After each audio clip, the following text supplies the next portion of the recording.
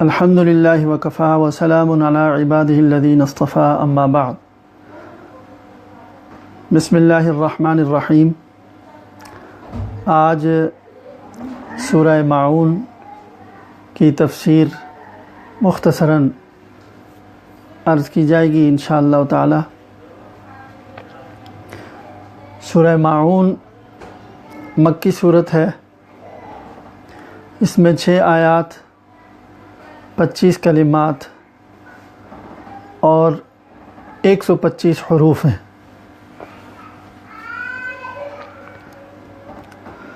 اس سورت کا نام ماعون رکھا گیا ہے۔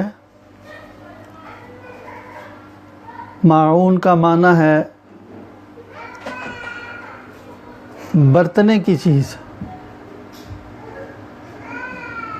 کم قیمت کی چیز کو عربی میں ماعون کہتے ہیں۔ عام طور پر جو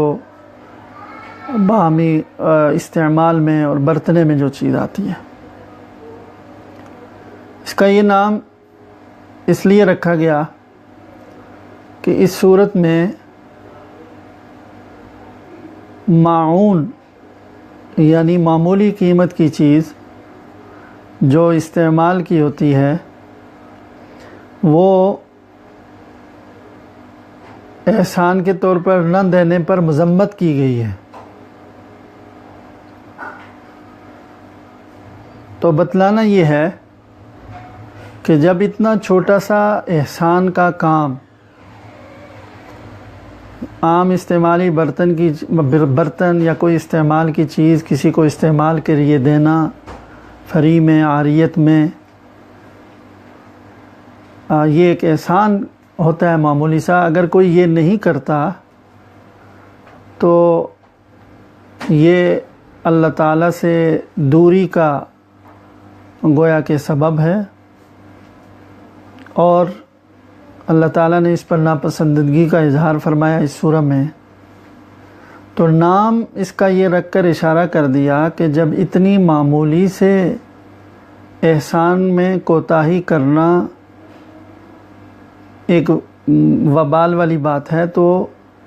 وہ حقوق جو اللہ کے ہیں اور جو بندوں کے ہیں اور واجب ہیں، ان میں کوتاہی کتنی خطرناک بات ہوگی،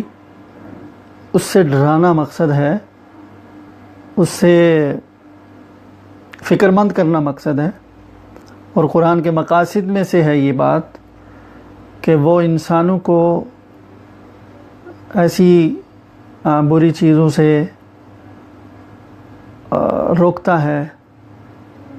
آگاہ کرتا ہے اور ڈراتا ہے۔ یہ سورت اس کے 2 حصے ہیں۔ پہلا حصہ اس کا کافروں سے متعلق ہے، مشرکین سے، اور دوسرے حصے کا تعلق منافقین سے ہے۔ چنانچہ یہ صورت ہے تو مکی ہی، اس کو مکی کہا جاتا ہے، لیکن بعض مفسرین نے کہا ہے کہ اس کا ایک آدھا حصہ مدینہ میں نازل ہوا جس کا تعلق منافقین سے ہے۔ اگرچہ دوسرا قول بھی ہے کہ یہ مکمل مکہ میں ہی نازل ہوئی، اور منافقین کی صفات جو اس میں بیان ہوئی ہیں تو وہ مکہ میں اگرچہ منافقین کا وجود نہیں تھا، خالص یا مشرک تھے یا مسلمان تھے، تو اس میں منافقین کی عادات اور اخلاق جو بیان ہوئے ہیں وہ مستقبل کے میں چونکہ ایسے لوگ آنے والے تھے تو پہلے سے مکہ میں مسلمانوں کو گویا آگاہ کر دیا گیا کہ یہ صفات بری صفات ہیں جو آئندہ چل کر آپ کو دیکھنے کو ملیں گی، لیکن مسلمانوں کو احتیاط کرنی چاہیے کہ یہ صفات اور اخلاق ان میں پیدا نہ ہوں۔ بہت ساری صورتوں اور آیتوں کا کوئی شان نزول بھی ہوتا ہے۔ شان نزول یعنی ابتدائی طور پر پہلی مرتبہ نازل ہونے کا کیا سبب بظاہر بنا۔ اگرچہ کوئی بھی صورت اور آیت اپنے شان نزول کے ساتھ محدود نہیں ہوتی، وہ کوئی بھی سبب ہو، جب اس کے الفاظ اور اس کے اندر بیان کیے ہوئے احکام عمومی ہوتے ہیں تو وہ قیامت تک کے آنے والے انسانوں کے لیے، سب کے لیے وہ عام ہوتے ہیں۔ جس سبب کی وجہ سے نازل ہوئے تھے، آیت کوئی نازل ہوئی یا کوئی صورت یا کوئی حکم، تو وہ اس کے ساتھ محدود اور گویا کہ اس کے ساتھ وہ نہیں ہوتا کہ خاص ہو، اسی سبب کے ساتھ اس کا تعلق ہو، ایسا نہیں ہوتا۔ لیکن بہرحال اولاً نازل ہونے کے بہت سارے موقعوں پر کوئی ایسا سبب ظاہری پیدا ہوا جس کی وجہ سے کوئی صورت نازل ہوئی تو اس کو شان نزول کہا جاتا ہے۔ تو اس کا شان نزول یہ بیان کیا جاتا ہے کہ عام طور پر مشرکین عرب میں ایسے لوگ پائے جاتے تھے جو یتیموں کا مال بے رحمی سے کھاتے تھے۔ لوگ جنگیں بھی ان کی آپس میں ہوتی رہتی تھی، جنگوں میں لوگ مارے جاتے، پھر ان کے یتیم بچے بچ جاتے، تو قریبی ورثاء میں سے ہی کوئی وہ دعویٰ کر کے مرے ہوئے آدمی کے مال اسباب پر قبضہ کر لیتا اور یتیموں کو محروم کرتا تھا۔ تو یہ برائیاں چونکہ تھیں ان میں، اور جو آ کر رسول اللہ صلی اللہ علیہ وسلم نے اس معاشرے کے اندر اصلاح کی اور جن برائیوں کو ختم کیا، اس میں ایک بڑی برائی یہ ظلم کی بھی تھی۔ اور غیر منظم معاشروں میں اور جاہلی معاشروں میں جس میں آسمانی ہدایات اور دین سماوی سے جو محروم ہوتی ہیں، اس میں ظلم مختلف قسموں میں رائج رہتا ہے۔ تو اب بھی ہے، اس زمانے میں بھی تھا۔ تو یہ ظلم کی بہت سی صورتیں تھیں جس کے خلاف رسول اللہ صلی اللہ علیہ وسلم نے بھرپور جد و جہد کی، اور بالآخر اللہ تعالیٰ نے آپ کو ظلم کے خاتمے پر کامیاب فرمایا۔ تو عام طور پر یہ ظلم پایا جاتا تھا، لیکن خاص طور پر ایک واقعہ بھی بیان کیا جاتا ہے، مفسرین نے اسے ذکر کیا ہے۔ اس صورت کے نازل ہونے کا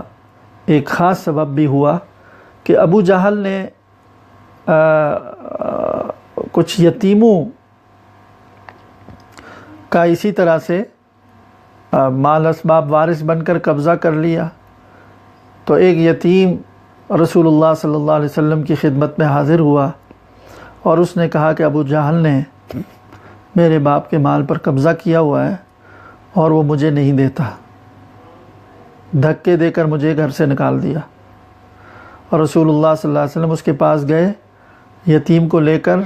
اور اسے کہا کہ تمہیں اللہ کا خوف نہیں ہے؟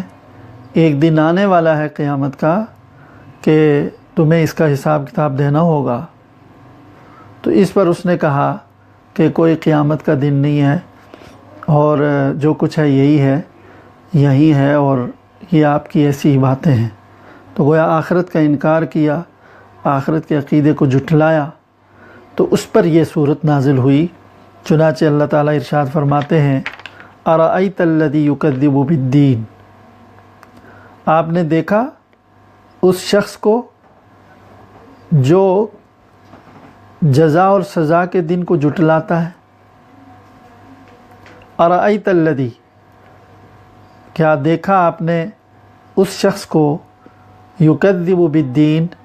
جو جزا اور سزا کو جھٹلاتا ہے؟ یعنی اس نے اس بات کا انکار کیا کہ مرنے کے بعد پھر ایک عالم آخرت ہوگا جہاں دنیا میں کیے ہوئے اعمال کی جزا اور اس کی سزا ملے گی، تو اس کا اس نے انکار کیا، اس کو جھٹلایا۔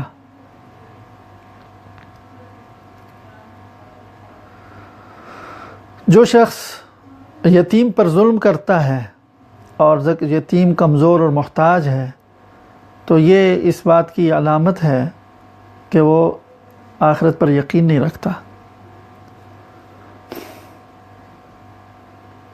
آگے مزید کچھ علامات بیان فرمائی ہیں ایسے لوگوں کی جو قیامت کا انکار کرتے ہیں، آخرت کو جھٹلاتے ہیں۔ فرمایا فَذَلِكَ الَّذِي يَدُعُّ الْيَتِيمَ، وہی تو ہے، فَذَلِكَ الَّذِي، وہی تو ہے جو یتیم کو دھکے دیتا ہے، یدعو الیتیم، جو یتیم کو دھکے دیتا ہے، یعنی زبردستی، جبر کی وجہ سے، ظلم کی وجہ سے یتیم کے مال پر قبضہ کرنے کے بعد یتیم جو کمزور بھی ہے اور اس کا کوئی سہارا بھی نہیں ہے اور وہ اپنے آپ کو سنبھالنے کے قابل بھی نہیں ہے، تو یہ تو اس قابل تھا کہ اس کے اوپر رحم کیا جاتا، لیکن بجائے اس کے کہ اس کا حق دیا جائے یا دوسروں سے اس کو حق دلوایا جائے، یہ آدمی اس کے اوپر اس کے اپنے حق کو بھی نہیں دیتا اور اس کو دھکے دیتا ہے۔ تو لہذا یہ اس بات کی دلیل ہے کہ ایسا شخص آخرت پر یقین نہیں رکھتا، جزا سزا پر یقین نہیں رکھتا جب ہی وہ ایسا ظلم کرتا ہے۔ اس کے بعد اگلی آیت میں مزید یہ وضاحت کی وَلَا يَحُضُّ عَلَىٰ طَعَامِ الْمِسْكِينِ میں کہ اس جو یہ ظالم ہے اور جو یتیم پر ظلم کرتا ہے، اس کے یتیم کے اوپر جو ظلم کرنے کی جو علت ہے، جو وجہ ہے، وہ دو باتیں ہیں۔ ایک تو اس کے اندر انتہائی درجے کا بخل پایا جاتا ہے اور دوسرے انتہائی درجے کی مال کی محبت۔ تو بخل اور مال کی محبت کی وجہ سے یہ یتیم کے اوپر ظلم کرتا ہے۔ وَلَا يَحُضُّ عَلَىٰ طَعَامِ الْمِسْكِينِ،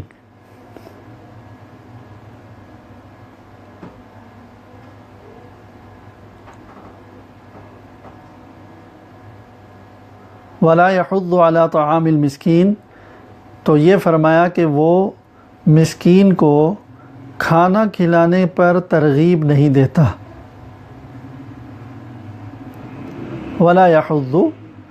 وہ آمادہ نہیں کرتا، ترغیب نہیں دیتا، عَلَىٰ طَعَامِ الْمِسْكِينِ، مسکین کے کھانے پر۔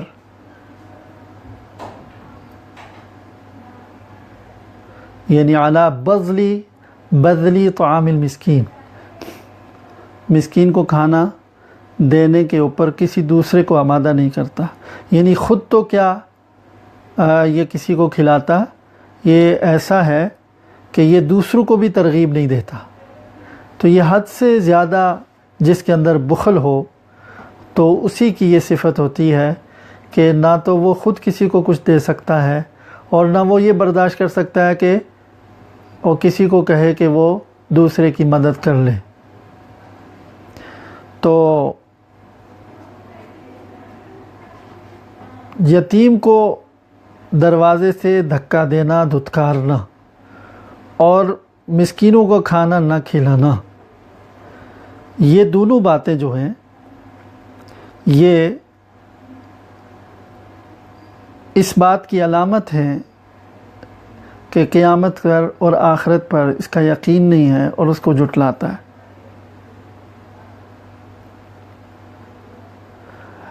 یہاں ایک اور طلب بات یہ ہے کہ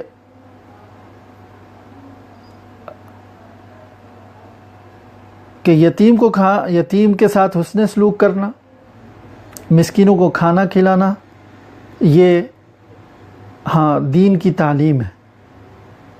یہ دینی اعمال ہیں۔ یتیم کے ساتھ حسن سلوک اور مسکین کو کھانا کھلانا، یہ دونوں دین کے اعتبار سے اچھے عمل ہیں، لیکن یہ کوئی بہت بڑے عمل بھی نہیں ہے، بہت بڑے عمل۔ جب ان دو اعمال میں کوتاہی کرنے کا یہ حال ہے کہ اللہ تعالیٰ کا اتنی ناراضگی اس پر ہے، تو یہ سوچ لینا چاہیے کہ جو دین کے ان سے زیادہ بڑے اعمال ہیں جیسے نماز ہے، زکوٰۃ ہے، اگر کوئی اس میں کوتاہی کرتا ہے تو کتنی زیادہ خرابی کی بات ہوگی۔ اسی لیے اس کے بعد اگلی آیت فرمائی فَوَيْلٌ لِّلْمُصَلِّينَ، فَوَيْلٌ لِّلْمُصَلِّينَ، خرابی ہے ان نماز پڑھنے والوں کے لیے، الَّذِينَ هُمْ عَنْ صَلَاتِهِمْ سَاهُونَ، جو لوگ اپنی نمازوں میں غفلت برتتے ہیں، ان کے لیے خرابی ہے، بہت ہلاکت ہے جو اپنی نمازوں میں غفلت برتتے ہیں۔ نمازوں میں غفلت کئی طرح سے ہو سکتی ہے، سرے سے نماز ہی نہ پڑھنا، یا کوئی نماز کا انکار کرتا ہے، وہ بھی اس میں شامل ہے، نماز پڑھتا ہی نہیں ہے، یا پڑھتا ہے اور وقت کی پابندی نہیں کرتا، کبھی پڑھ لی کبھی نہیں پڑھی، اور اگر پڑھ رہا ہے اور اس میں غفلت ہے اور بے پرواہی ہے، تو یہ ساری صورتیں غفلت کی ہیں، اگرچہ اپنے اپنے درجے کے لحاظ سے ان کی شناعت اور برائی ہوگی، سب ایک ہی درجے میں نہیں ہے، لیکن بہرحال ہیں یہ سب غفلت کی صورتیں۔ تو یہ جو لوگ ہیں کہ نماز تو کفر اور اسلام کے درمیان فرق ظاہر کرنے والا عمل ہے، نماز سے ہی فرق ہوتا ہے مسلم اور کافر کے درمیان۔ تو جو لوگ اس حقیقت سے غافل ہیں اور وہ نہیں سمجھتے کہ نماز کیا چیز ہے اور نماز میں کس کے ساتھ بندہ مناجات کرتا ہے اور گویا ہم کلام ہوتا ہے اور نماز سے کا مقصود کیا ہے، جو یہ نہیں سمجھتے تو گویا وہ خسارے میں ہے، ہلاکت میں ہے، ان کی خرابی ہے۔ پھر یہ بھی ہے کہ نماز جو ہے اس کی حقیقت یہ ہے کہ دل کی تعظیم کے ساتھ حق کا مراقبہ کرنا، یہ نماز کی حقیقت ہے۔ دل میں دل تعظیم، بڑائی، عظمت سے لبریز ہے، اللہ تعالیٰ کی عظمت سے، اللہ تعالیٰ کی بڑائی سے اور اللہ کی اونچی شان سے دل لبریز ہو، اور تو اس تعظیم کے ساتھ گویا کہ مراقبہ کرنا ہے حق تعالیٰ کا، دھیان لگانا ہے اللہ کی طرف، اس عظمت کے ساتھ اللہ کی طرف دھیان رکھتے ہوئے پھر جو کچھ آدمی پڑھ رہا ہے وہ مناجات کے انداز میں پڑھے، قرات کر رہا ہے، تسبیحات پڑھ رہا ہے، تحیات پڑھ رہا ہے، جو کچھ بھی پڑھ رہا ہے، وہ جب اس دھیان سے ہوگا کہ اللہ کے ساتھ وہ اللہ کو سنا رہا ہے، اللہ کے سامنے پڑھ رہا ہے، تو یہی مراقبہ ہو جائے گا۔ تو یہ نماز کی حقیقت ہے کہ دل کی تعظیم کے ساتھ حق کا مراقبہ کرنا۔ تو جو لوگ اس سے ناواقف ہیں، اس سے غافل ہیں، نماز کی حقیقت سے یہ آگاہ نہیں ہے، تو اسی لیے فرمایا کہ ان کے لیے بڑی خرابی ہے۔ نماز تو ایسی چیز ہے، رسول اللہ صلی اللہ علیہ وسلم نے اپنے آخری لمحات میں بھی یہی فرمایا، الصلاۃ وما ملکت ایمانکم، نماز کی پابندی کرنا۔ الذین هم یراؤون، یہ جو نماز پڑھنے والے ہیں اور اس میں غفلت کرتے ہیں، یہ صرف یہی نہیں کہ وہ غفلت کرتے ہیں، کبھی اگر پڑھتے بھی ہیں تو ہم یراؤن، دکھلاوا کرتے ہیں۔ تو یہ جو صفات ہیں فویل للمصلین سے لے کر آگے تک، یہ منافقین کا حصہ ہے، اور اس سے جو پیچھے تھا ارایت الذی یکذب بالدین فذلک الذی یدعو الیتیم ولا یحض علی طعام المسکین، یہ اس کا تعلق مشرکین سے تھا۔ تو اب دوسرا حصہ ہے فویل للمصلین سے، تو یہ منافقین کی صفات ہے کہ اول تو نماز پڑھتے نہیں ہیں، اگر پڑھیں گے تو دکھاوے کے لیے۔ تو دکھاوا جو ہے یہ نبی کریم صلی اللہ علیہ وسلم نے ریا کو، اس کو ریا کہتے ہیں، دکھاوا، اس کو شرک کہا ہے۔ تو شرک کا ایک چھپا ہوا شعبہ، شرک میں کیا ہوتا ہے؟ شرک میں اللہ کے ساتھ کسی اور کو شریک کرنا، یعنی کسی اور کی رضامندی، اس میں بھی یہی ہوتا ہے، کسی اور کو کا قرب حاصل کرنے کے لیے اس کی عبادت کرنا، اس سے دعا مانگنا، تو یہ شرک ہے۔ تو ریا بھی تو شرک ہو گئی کہ اللہ کے سوا کسی اور کی عبادت تو بے شک نہیں کر رہے، لیکن کسی اور کی خوشنودی، کسی اور کو دکھانا، تو مقصود کوئی اور ہو گیا اس عبادت سے، اللہ کی ذات نہ رہی۔ تو یہ ریا کی حقیقت ہے اور یہی شرک ہے، دکھاوے کی حقیقت یہ ہے اور یہی شرک ہے۔ یعنی جو دکھاوا کرتا ہے وہ گویا اللہ تعالیٰ کے مقابلے میں لوگوں کو ترجیح دیتا ہے اپنے عمل پر، کہ میں اپنے عمل کے ذریعے سے لوگوں کو چاہے خوش کروں یا لوگوں کو غلط فہمی میں ڈالوں، جو بھی ہو، لیکن مقصود لوگوں کو دکھانا ہے۔ تو گویا کہ اللہ کے اوپر مخلوق کو ترجیح دے رہا ہے۔ اور اللہ کی عبادت میں جب یہ شرک ہے، دنیاوی کسی کام میں مدد میں اللہ کے مقابلے میں کسی اور کو پکارنا یا مدد کرنا، وہ بھی شرک ہے، لیکن وہ اتنی بری شرک نہیں ہے جتنا یہ قسم ہے شرک کی بری، کہ خالص اللہ کی عبادت ہے اور اس میں کسی اور کو شریک کر رہا ہے۔ تو اسی لیے ریا کو بدترین، دکھاوے کو بدترین شرک کہا گیا ہے۔ اور آخری جو ان کی بری صفت بیان ہوئی، وَيَمْنَعُونَ الْمَاعُونَ، جس پر اس سورت کا نام بھی ہے، کہ وَيَمْنَعُونَ الْمَاعُونَ، کہ یہ لوگ ایسے ہیں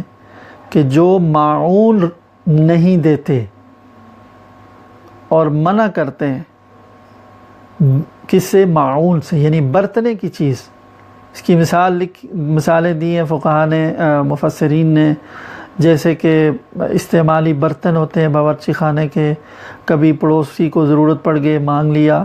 حدیث میں معون کی تفسیر نمک، آگ اور پانی سے بھی آئی ہے، کہ یہ عام استعمالی چیزیں ہیں، پڑوسی ایک دوسرے سے لیتے رہتے ہیں۔ کلہاڑی کی مثال آئی، چھری مانگ لی، کوئی اور چھوٹی موٹی چیز استعمال کر کے واپس کر دینے والی چیز۔ تو یہ ایک پڑوسیوں میں اور لوگوں میں آپس میں اس طرح کی معمولی چیزوں کو ایک دوسرے کو استعمال کے لیے دینا اور پھر واپس لے لینا، یہ عام ایک رواج ہے اور عرف ہے۔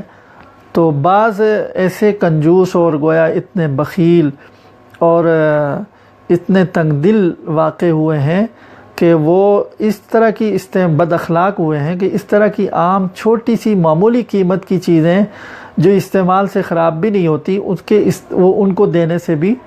انکار کرتے ہیں۔ تو یہ ایک بہت خسیس قسم کی حرکت ہوئی۔ تو اس سے گویا کہ اس کی مذمت کی ہے اس انداز میں بیان کر کے کہ جو معون، عام جو معمولی قیمت کی استعمالی چیزیں ہیں جو برتنے کے لیے ایک دوسرے کو دی جاتی ہیں، یہ لوگ اس سے بھی انکار کرتے ہیں دینے سے۔ تو یہ منافقین کی صفت ہے، اور مسلمانوں کو گویا کہ یہ تعلیم دی جا رہی ہے کہ ایک مسلمان کے اندر یہ صفات نہیں ہونی چاہیے۔ نمبر 1، یتیم کے ساتھ رحم کا معاملہ کرنا چاہیے، اور مسکینوں کو کھانا کھلانا بھی چاہیے، اور نیک کاموں میں دوسروں کو ترغیب بھی دینی چاہیے۔ نمازوں میں غفلت نہیں کرنی چاہیے، نماز اپنے اوقات میں بھی پڑھیں، آداب کے ساتھ بھی پڑھیں، اور پھر جب نماز پڑھیں تو اس میں اپنے اختیار میں جتنا ہو کوشش کر کے تو دھیان بھی لگائیں، اور دکھاوے سے انتہائی درجے بچیں، خالص اللہ کی رضا کے لیے اعمال کیے جائیں، اور ایسا حسن معاشرت ہونے چاہیے، ایسا حسن اخلاق ہونا چاہیے کہ دوسروں کو نفع پہنچانے والی عادت ہو۔ یہ نہیں کہ منافق کی طرح معمولی استعمال کی چیزوں میں بھی بخل کریں اور نہ دیں، بلکہ اس سے زیادہ بھی ہو سکے تو دوسروں کو نفع پہنچانا چاہیے۔ خیر الناس من ینفع الناس، اور مومن کے اندر ایثار، قربانی اور دوسروں کو نفع پہنچانے کا جذبہ ہوتا ہے۔ نبی کریم صلی اللہ علیہ وسلم نے فرمایا کہ جس شخص نے کسی کو پانی پلایا جبکہ پانی کی کوئی تنگی نہیں تھی، تو وہ ایسا ہے جیسے اس نے ایک غلام آزاد کیا، اور جس نے ایسے موقع پر کسی کو پانی دیا جب پانی کا قحط تھا، تو اس کی مثال ایسی ہے جیسے کسی مردے کو زندہ کیا اس نے، اتنا بڑا اجر ہے۔ اور اسی طرح آگ کے بارے میں فرمایا کہ کوئی اگر آگ کسی کو دیتا ہے اور دوسرا آدمی لے کر اس سے کوئی چیز پکاتا ہے، تو اس کو اس چیز کے جو پک کر تیار ہوئی ہے تو اس کو گویا کہ اتنا ثواب ملتا ہے کہ جیسے یہ چیز اس نے دی ہے آگ دینے والے نے۔ آج کل ماچس ہے تو اگر پڑوسیوں کا ماچس نہیں، ماچس دے دی، چاہے ایک ماچس کی تیلی دے دیں جس سے ان کا چولہا جل جائے، یا کوئی اور آگ دے دی، تو جو چیز پکے گی اور وہ کھائیں گے وہ ایسا ہے گویا کہ اس نے ان کو لے کر کے دیے، یعنی اتنا ثواب ملتا ہے اس پر۔ تو مومن کی صفات یہ ہونی چاہیے کہ وہ نہ صرف یہ کہ معمولی استعمالی چیزیں دے، بلکہ اس سے بڑھ کر بھی اظہار و قربانی کا معاملہ پڑوسیوں سے اور لوگوں سے کرے۔ اللہ تعالی ہم سب کو ایمانی صفات سے نوازے اور منافقین کی صفات سے اللہ تعالی ہماری حفاظت فرمائے۔ وآخر دعوانا ان الحمد للہ رب العالمین۔